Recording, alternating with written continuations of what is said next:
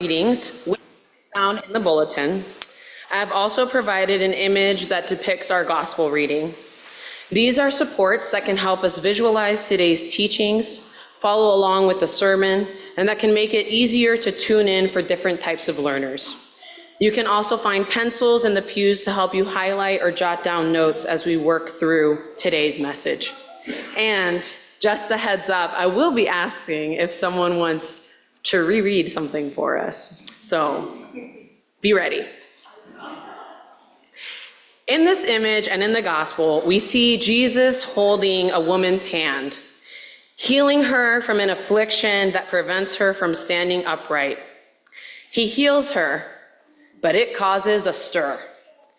It is the Sabbath, a day where one is supposed to rest, worship, and spend time in beloved community, not work. The leader of the synagogue is outraged, calling Jesus out for healing her on the Sabbath. And Jesus, well, he does a very godly thing. He stands up for her, defends her and her need to be healed, and calls the leaders hypocrites. What a stand. Can you imagine being the afflicted and having Jesus stand up to defend you? Let's turn and look at Isaiah. Could someone reread the first 3 verses for us again? Any brave souls want to reread? It's in our bulletin. Can be anyone, adult, teen, child.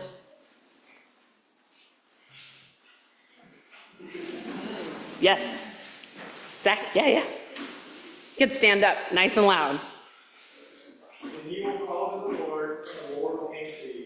You will cry out to the Lord, and he will say, here I am. You should stop making trouble for others. Let's continue. I had the wrong. So I'll stop when it says darkness.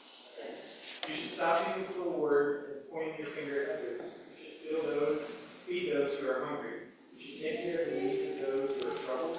Then your light will shine in the darkness. And you will be bright like sunshine at noon. We are being called to do important work. The first, to stop our own actions that hurt others, and then begin to do the work of caring for the afflicted, the hungry, the needy, so that our light may shine in the darkness. This can feel or sound daunting. Or maybe you hear the gospel and the readings and you don't know how it relates to your life or what you're supposed to do with it. Maybe it feels like your life in the pew on Sunday morning is detached from the rest of your life during the week and you don't know how to connect them. Now, I could easily say here, go out, be kind, do good, love others. Messages we've all heard before and that are good ones. But I feel very pulled to share a personal story and memory of my childhood that kept coming to mind as I prepared the sermon. When I was in elementary school, I was a patrol. This was a role you could be nominated for as a 5th or 6th grader, and you helped keep other students safe on the bus and hallway during arrival and dismissal. I remember it was the end of 5th grade and we were having an end of year party for the patrols where you would get to select your roles for the upcoming school year. We were on the blacktop of the playground. There was a spread of snacks, the sign up, and an area to sit and eat. I remember signing up, making my plate, and walking over to sit with my friends. As soon as I sat down, my best friend, Stephany Vargas, looked over at me and said quietly, "The girl over there was making fun of you and saying, you don't need to eat those chips because you're so fat." She said it so that others could hear. My friend looked so worried. I stood up, went over to the girl and said, "Hey, why are you talking about me? You shouldn't talk about someone you don't even know." Yet, despite my attempt to be feisty and try to defend myself, as soon as I walked away, I was sobbing, so utterly humiliated in front of all my peers. It may seem silly after all these years for me to share with you a story of 10 or 11-year-old Stephany being embarrassed in front of others by a peer. But there's something about this image that takes my mind there. In this painting, you can see the crowd behind, onlookers. The reading calls them opponents. Jesus calls them hypocrites. And you see Jesus at the center, holding the woman's hand, healing her. In school, we're taught about bullies and bystanders, how being a bystander is just as damaging to the person being bullied.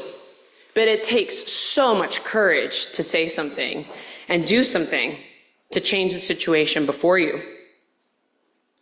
Jesus calls us to be like him, to hold the hands of our peers so that they can be healed by having someone to stand with them. They'll feel a little less alone, a little less targeted, a little more seen. In my story, I sat down, my friend looked at me and was honest. She told me what had happened instead of letting me enter blindly into a terrible scenario. And while I was trying to stand up for myself, another classmate went and found the teacher and shared my heartbreak. I was crushed in front of others, and on top of it all, I was most definitely crying. And yet, here I was, a crowd of onlookers standing by, and two children being Jesus-like. A friend holding my hand, and a stranger taking a stand. And a teacher acting with love and compassion to set clear boundaries about how we treat each other. I can't imagine how much worse that would have all felt without the loving kindness that surrounded me. They bravely chose to be like Jesus in that moment. At a time where the world's problems feel huge and untouchable, we need to look at how we can turn our hearts towards each other right now, in our everyday lives. I think we can all relate to that feeling where you know whatever's happening in front of you isn't right.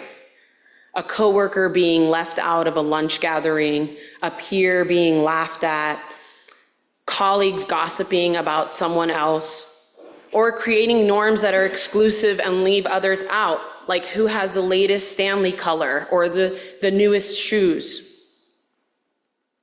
This message isn't just for our children and bullies at school. There's injustice everywhere.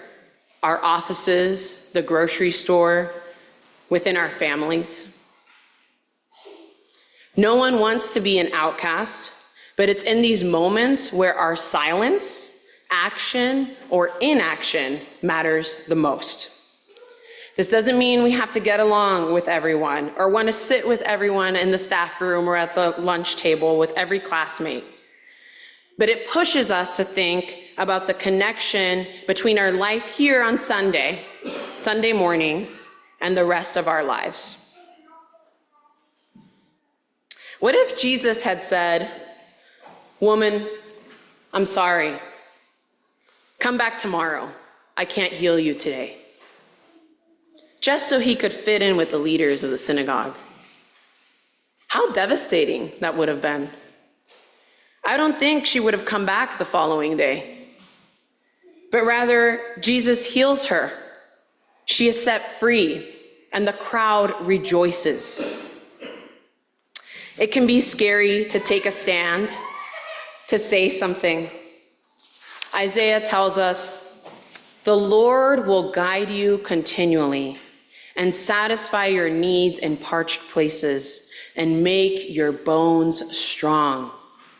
And you shall be like a watered garden, like a spring of water, whose waters never fail.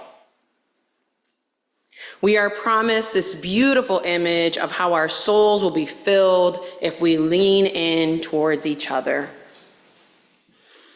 I believe it doesn't take much digging to know what the right thing to do is. Our hearts pull at us. Our conscience speaks truth and love. Connecting Sunday mornings to the rest of our lives doesn't have to be loud or as bold as Jesus is in this story.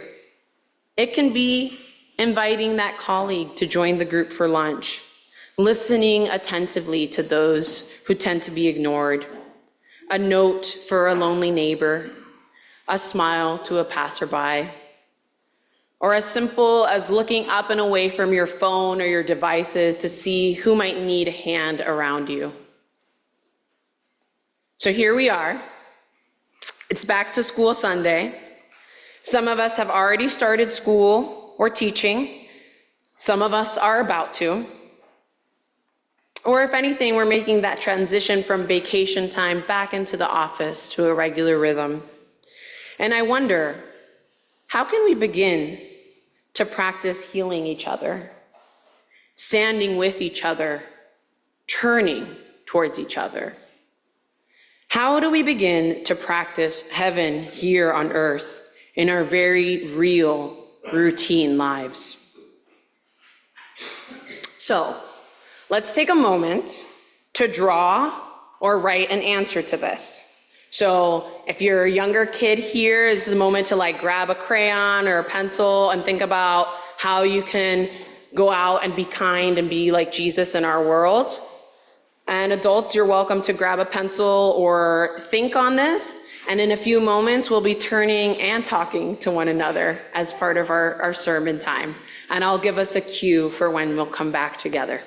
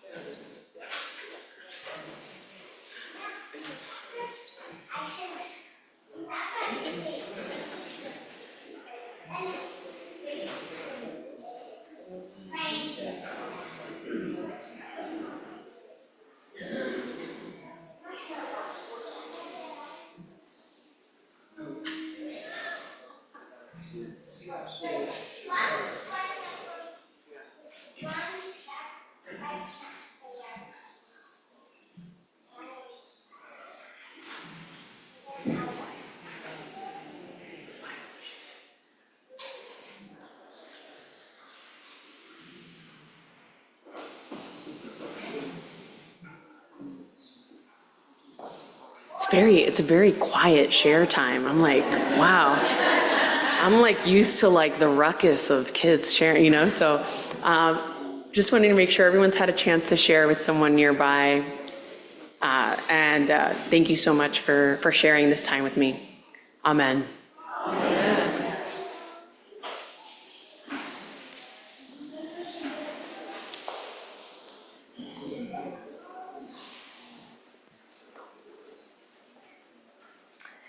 And now let us stand and affirm our faith in the words of the Nicene Creed, which can be found in your bulletin.